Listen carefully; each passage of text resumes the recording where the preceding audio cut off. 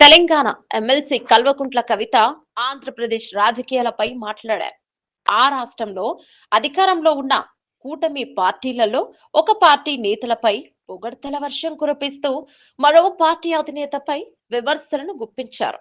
మామూలుగా అయితే రాష్ట్ర విభజన తర్వాత నుంచి బీఆర్ఎస్ తెలుగుదేశం పార్టీల మధ్య పచ్చగడ్డి వేస్తే బగ్గుమనే పరిస్థితులు ఉన్నాయి.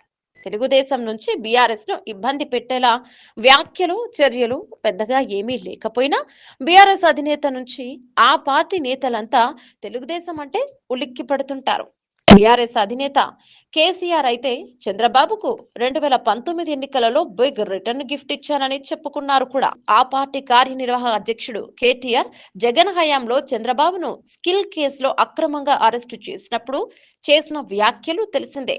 అసలు కేసీఆర్ అయితే తెలంగాణలో తన రాజకీయ ప్రయాణం సాఫీగా జరగాలంటే చంద్రబాబును టార్గెట్ చేసి రాష్ట్రంలో తెలంగాణ సెంటిమెంట్ ను సజీవంగా ఉంచడం ఒక్కటే మార్గం అని భావిస్తుంటారని పరిశీలకులు చెప్తారు. అటువంటిది బీఆర్ఎస్ అధినేత కుమార్తె ఆ పార్టీ ఎమ్మెల్సీ కల్వకుంట్ల కవిత తాజాగా చంద్రబాబు, లోకేష్ లపై ప్రశంసల వర్షం కురిపించి అదే సమయంలో జనసేనాని పవన్ కళ్యాణ్ పై విమర్శలు గుప్పించడం రెండు రాష్ట్రాల్లోనూ చర్చనీయాంశంగా మారింది.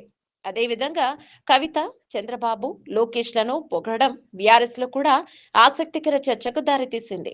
ఓ పాడ్కాస్ట్ లో మాట్లాడిన కవిత తన తండ్రి కేసీఆర్ తన ఫేవరెట్ లీడర్ అని చెప్తూనే చంద్రబాబు మనోధైర్యం, లోకేష్ మేకోవర్ అద్భుతమని అన్నారు. ఆంధ్రప్రదేశ్ ముఖ్యమంత్రి చంద్రబాబు చాలా సిన్సియర్ లీడర్, ఏ సమస్యనైనా సవాలునైనా ధైర్యంగా ఎదుర్కొంటారని చెప్పిన కవిత ఆయన కుమారుడు ఏపీ మంత్రి నారా లోకేష్ మేకోవర్ అద్భుతమని అన్నారు. ప్రజలతో ఆయన మమేకమయ్యే విధానాన్ని పొగడతలతో ముంచెత్తారు. అదే సమయంలో బీఆర్ఎస్ తో కేసీఆర్ తో సత్సంబంధాలు కొనసాగిస్తున్నట్లు ఆంధ్రప్రదేశ్ ఉప ముఖ్యమంత్రి పవన్ కళ్యాణ్ పై విమర్శలు చేశారు. పవన్ కళ్యాణ్ సీరియస్ గా తీసుకోవాల్సిన నాయకుడు కాదంటూ చులకన చేశారు.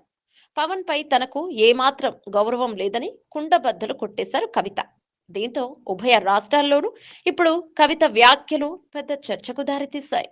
కూటమి పార్టీలలో ఒక పార్టీ నేతలపై పోగడ్తలు, మరో పార్టీ అధినేతపై విమర్శల వెనుక ఏదైనా రాజకీయ వ్యూహం ఉందా అన్న అనుమానాలు వ్యక్తమవుతున్నాయి.